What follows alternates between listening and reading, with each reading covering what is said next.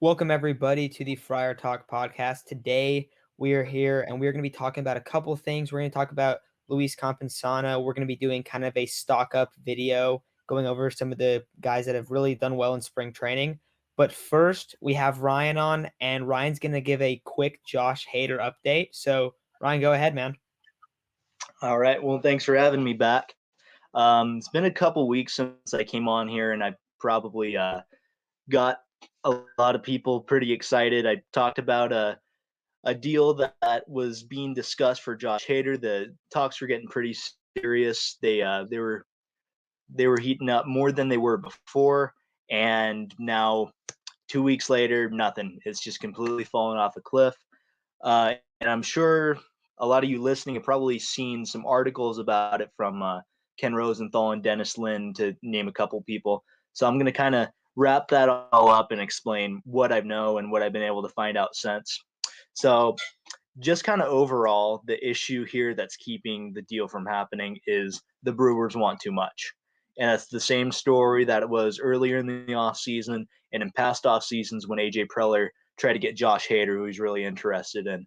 Um, so you probably saw in Ken Rosenthal article from about 2 weeks ago that he said talks between the Brewers and the Padres were dead. I believe he would be referring to those talks that I said on the last podcast happened right around the end of 2020, right before we signed Mark Melancon.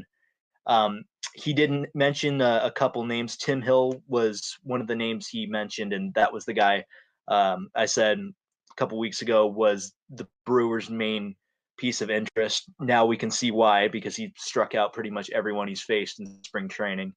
Jake Cronenworth was another name that was brought up by the Brewers. I do remember hearing that, but I didn't mention it because that didn't get very far. Obviously, if you ask the Padres for Jake Cronenworth, you're going to get laughed at.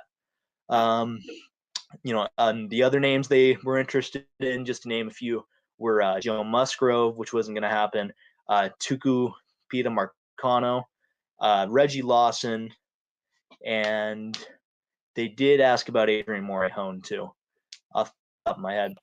Then, if you remember, after that, we engaged in some three-team trades. Tried to line something up there. And last week when we did the podcast, was really excited because I was told that there was some framework in place. We kind of had, something to work with more than we did when there was two-team discussions. That third team would have been sending a solid MLB piece to Milwaukee. Milwaukee would be sending Josh Hader us, and we would be sending prospects to that third team.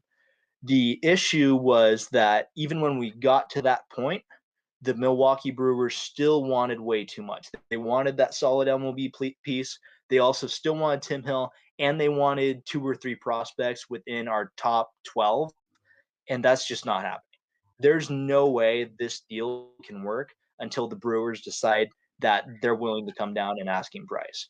And as of right now, that's not happening. So while Ken Rosenthal, that trade he was referring to where the talks are dead, that wasn't necessarily the most recent talks. I'd be willing to say for the time being, those talks are dead as well. And I don't think we see a trade happen until at least the trade deadline, and probably even beyond then, because the Brewers' asking price is delusional.